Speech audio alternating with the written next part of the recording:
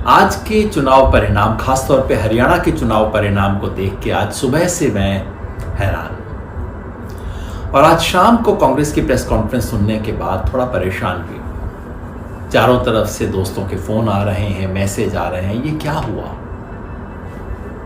सच बताऊं, मुझे पूरी तरह पता नहीं क्या हुआ। पिछले 1 महीने से मैंने कहा कि मैं इलेक्शन भविष्यवाणी तो नहीं करूंगा सीटों की, लेकिन मैं लिख रहा हूं, बोल रहा हूं, भाषण दे रहा हूं इस मान्यता के आधार पे कि कांग्रेस स्पष्ट रूप से आगे है। मैंने 1 से ज़्यादा बार कहा कि सरकार तो कांग्रेस की बनेगी। अब हवा है, आंधी है, उससे ज़्यादा है, ये मैं कह नहीं सकता। लेकिन आज जो हुआ वो तो बिल्कुल अलग था। ना हवा, ना आंधी, ना और कुछ, बल्कि बिल्कुल उल्टा। जितने लोगों ने घूम के देखा, उनमें से कोई व्यक्ति ऐसा मुझे अभी तक नहीं मिला जिसने कहा, और बीजेपी का समर्थक भी नहीं मिला जिसने कहा हो कि बीजेपी की मेजॉरिटी आने वाली है। बहस सिर्फ इस पे होती थी कि कांग्रेस कितना आगे रहेगी।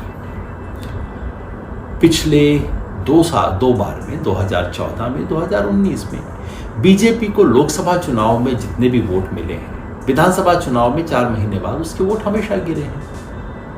अपेक्षा थी कि इस बार भी ऐसा होगा। हम ग्राउंड पे घूमे, हमारे कई साथी मिलकर ग्राउंड पे घूमे, देखा, साधारण लोगों से बात की, क्योंकि ऐसा किए बगैर मैं अपना मुंह नहीं खोलता हूँ। साधारण लोगों से बात की और हमारा अनुमान उसके बाद भी ये था कि हाँ, जमीन पे तो यही दिख रहा है कि कांग्रेस आगे है। लोकसभा चुनाव के बाद कांग्रेस अप हुई है, बीजेपी डाउन हुई है, और अगर ऐसा है तो कांग्रेस का मेजॉरिटी में आना स्वाभाविक था। जैसा मैंने कहा, जितने भी रिपोर्टर, एडिटर, संवाददाता, जिसने भी बोला, जिसको भी मैंने सुना या पढ़ा, एक भी नहीं मिला। आप आज भी पलट के देख लीजिएगा, अगर एक भी व्यक्ति ने कहा हो कि बीजेपी की मेजॉरिटी आ सकती है। तमाम एग्जिट पोल ने भी यही कहा। एक भी एग्जिट पोल नहीं है जिसका न्यूनतम वाला जो आंकड़ा है वो भी कहता हो कि कांग्रेस 45 से नीचे जा सकती है। मगर ये सब गलत हो सकते हैं, हम तो गलत हो ही सकते हैं, इंसान है, गलती हो सकती है। एग्जिट पोल तो गलत होते ही हैं, मैंने खुद ही साबित किया कि गलत है। मगर आज शाम को जब कांग्रेस ने प्रेस कॉन्फ्रेंस की और कुछ गंभीर आरोप लगाए, कांग्रेस में वहाँ के कम्युनिकेशन इंचार्ज जयराम रमेश जी और पवन खेड़ा जी ने कॉन्फ्रेंस करके कहा कि हम इस परिणाम को स्वीकार नहीं कर सकते। उन्होंने कुछ कॉन्स्टिट्यूएंसी से प्रमाण दिए हैं। एक कॉन्स्टिट्यूएंसी का प्रमाण मैंने खुद देखा है, वो है नारनौल, महेंद्रगढ़ जिले में। कांग्रेस ने कहा है ऐसी सूचनाएं उनके पास हिसार से भी हैं, पानीपत से भी हैं, और कहा है कि कल तक वो इस सारी सूचना को सार्वजनिक करेंगे।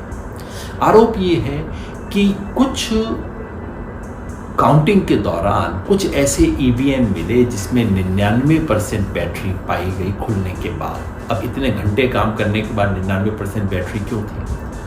और जिन बैटरीज में 99% बैटरी पाई गई, वहां कांग्रेस की परफॉर्मेंस खराब थी अपेक्षाकृत दूसरी कॉन्स्टिट्यूएंसी, दूसरे ईवीएम के, जहां बैटरी कम थी। मतलब अनकहा आरोप ये है कि उन ईवीएम के साथ कुछ खिलवाड़ किया गया है, छेड़खानी की गई है, वोटिंग समाप्त होने के बाद उनसे कुछ किया गया है। अभी गंभीर आरोप है, मैं नहीं कह रहा हूं कि सच है। हमारे पास अभी कोई प्रमाण इतना नहीं है उसको जांच करने का। चुनाव आयोग का जवाब भी मैंने पढ़ा, वो इतना टेक्निकल है कि मैं तो इंजीनियर नहीं हूँ, बैटरी और ये सब मुझे समझ नहीं आता। लेकिन मामला गंभीर है जिसकी जांच होनी चाहिए। तो पहली बात तो मैं कहना चाहता हूँ वो ये कि चुनाव आयोग की जिम्मेवारी बनती है कि इस सब के बारे में देश को आश्वस्त करे। चुनाव फेयर हो, निष्पक्ष हो, और जनता को दिखे कि निष्पक्ष है, दोनों जरूरी है। ये चुनाव आयोग कुछ समय से ऐसे काम नहीं कर रहा है, जनता के सामने पूरी स्थिति साफ करना।